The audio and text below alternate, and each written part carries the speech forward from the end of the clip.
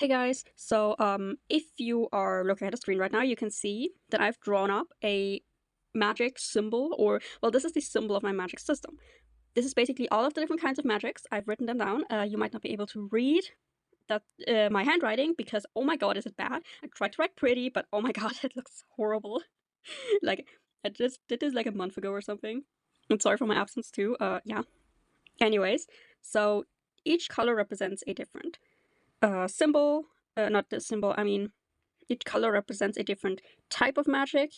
Ancestral is the white circle on top. It is the only type that is not in the 13-pointed star because it can be any of the following types of magic. Unknown is the center circle. This is basically, alchemists know, and just basically everybody knows, there is a lot of magic that they don't know yet in this world.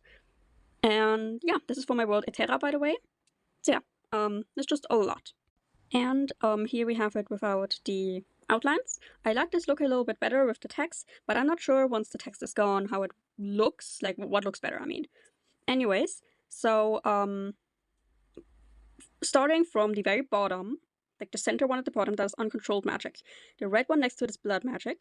If we go up to the right, on the right side up, we have blood, then chaos, eclipse, animal, nature, transfiguration, null, alchemy, celestial, arcane, metaphysical, deity, and then we're back at uncontrolled. These are the different types of magic. Now, I've already explained unknown and ancestral. Each type of magic in alchemy is linked to a body part. Natural magic is linked to the lungs, transfiguration to the skin, eclipse to the eyes, animal to the heart, alchemic to the hands, arcane to the mouth, metaphysical to the eyebrows and mind.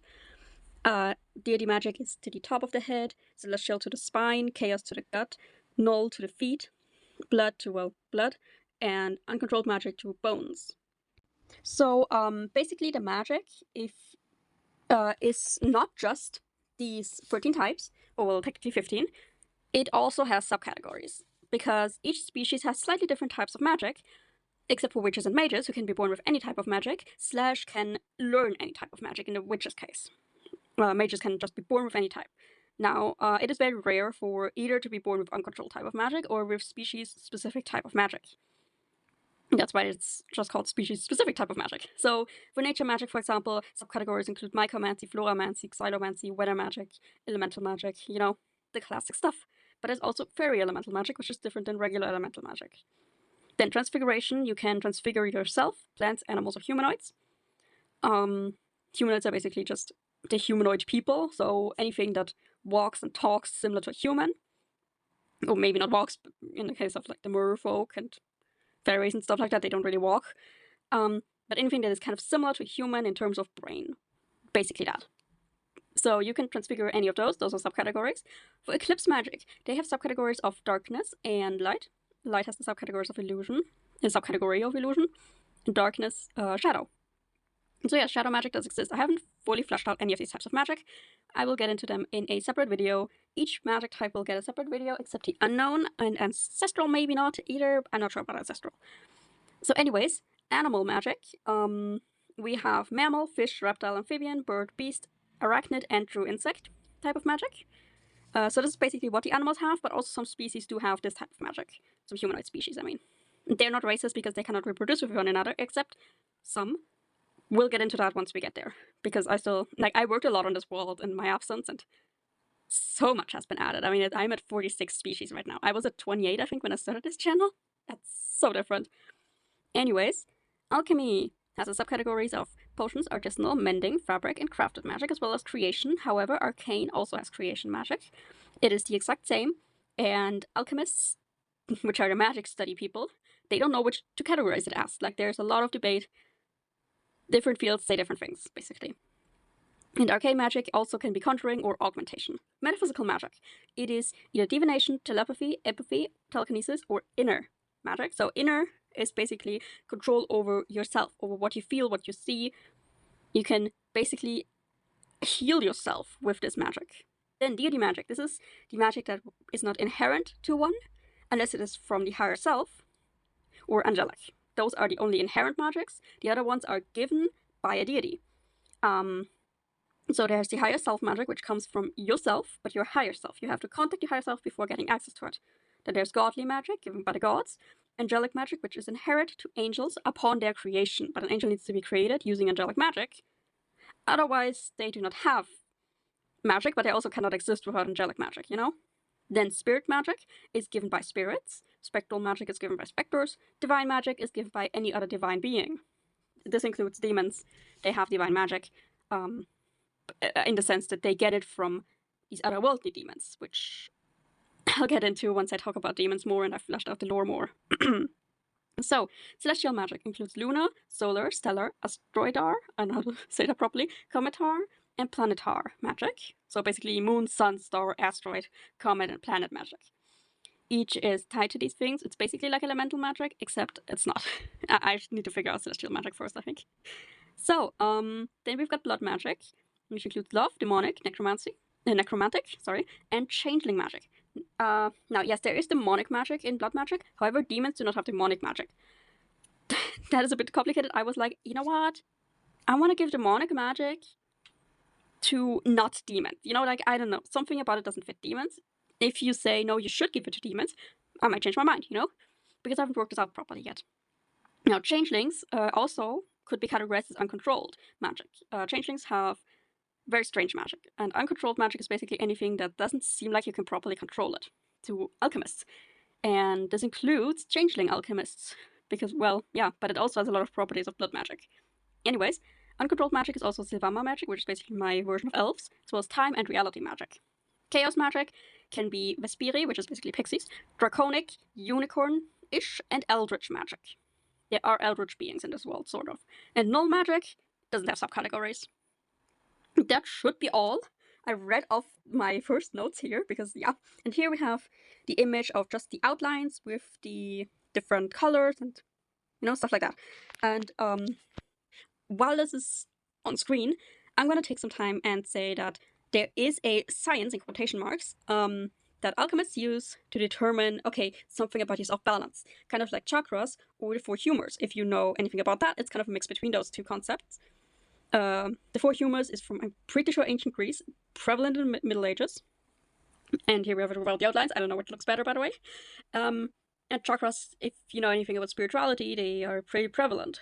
And yeah, basically that's why there's body correspondences, but also color correspondences, as well as physical or just other traits associated with it. I'm too lazy to list the other traits. I will get into that once I get into magic types.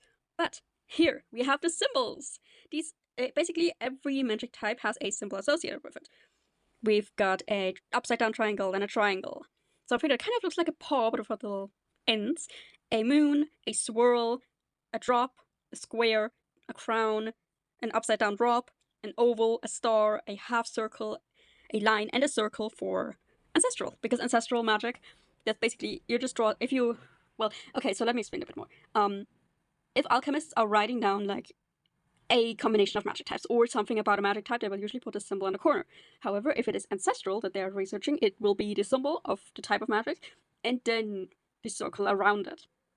That's basically what these symbols are for. And the number 14 is pretty scientifically important in this world. And yes, there isn't much of a reason for it other than alchemists being like, okay, we've categorized magic in these 13 categories with lots of subcategories. So 14 is important. 15 is also equally important because of that, because, you know, unknown and ancestral magic. And by the way, unknown magic is black, if you didn't notice, or I didn't say it. I don't remember if I said it or not, I'm sorry. And yeah, each species basically has its own magic type. I did go into fairies a little bit, but I've also added a couple more species. There is, for example, the Summonim. They have reality magic, and I misspelled love, 1 second. So sirens, for example, have love magic. That's why I misspelled love, because it's just above Summonim. Summonim are basically beings created from dreams. So, a bit strange, but they do exist. They are physical beings. You know, if lots of people at the same time have enough of the same dream, a Summonim is created. And they kind of can switch between realities. That's their magic. They cannot bend reality, but they can switch between realities, which is the dream world and the real world. Which, in alchemy, the dream world is not seen as a real place. It's just seen as something similar to the other world, which is what several realms are actually called that the Summonim can also access. And basically, alchemists just like, oh yeah, that's all the same. It's just the other world. It isn't. I will get into the different worlds once I get to that. And sorry if you guys can hear my mouse clicking, by the way, or the wheel of the mouse or anything. Yeah, anyways. Yeah, that's pretty much it. Oh, I didn't add tags actually here. I need to do that. Oh, and I did add the newest species that I added are the Kitora. They're basically like kitsune from Japanese mythology. So fox spirits, but they're very different in personality, how they're created and everything. So I've taken the fox spirit, like I wanted a fox ghost, and everything else is my own basically. And yes, they come in many colors, just like real foxes, because there's not just the red fox, there's the Arctic fox, there's, I'm pretty sure, black fox, there's the fennec fox. You know, there's so many foxes, and they come in all types. Yeah, oh, I forgot between here. Okay, so yeah, that looks pretty good. Like, I'm just looking at all the different types of magic. Yeah, demons have divine magic. Did write it down like that, but again, if you guys have critiques, let me know. So yeah, this is basically the magic system that I've developed. I did develop this over the course of a couple of years now, so if you're like, hey, this is a lot, yes, I know. But considering I have 46 humanoid species, I think 13 types of magic are acceptable in comparison. I just need to figure out what my Kitora have, like what type of magic they have, because everything else already has a type of magic. In Kitora, I'm debating currently, one second, let me get my paper. So I'm debating between them having conjuring magic, augmentation magic, which is both an arcane, or self/animal transfiguration magic. Maybe plant transfiguration. I'm not sure. So yeah, those are the options. If anyone's watching this, please comment. If you've watched this far, especially. Yeah, oh my gosh, this video is so long already. But yeah, I will get into every type of magic eventually. I just need to really write it out, and yeah, I need to add tags to this because I'm working in Obsidian, so I like tagging every single document because I've not only got Eterra in here, I've also got Gelea. They're both in the Novae/Naihiku solar system, but I also have the planet of Chikora, the planet of Zoria, the planet of Irada, and the planet of Seradian in here because they're in the same galaxy. So yeah, big folder. Anyways, that's it for the video. Thanks for watching, and I'm gonna probably post something about goblins next, or another type of magic. I'm not sure.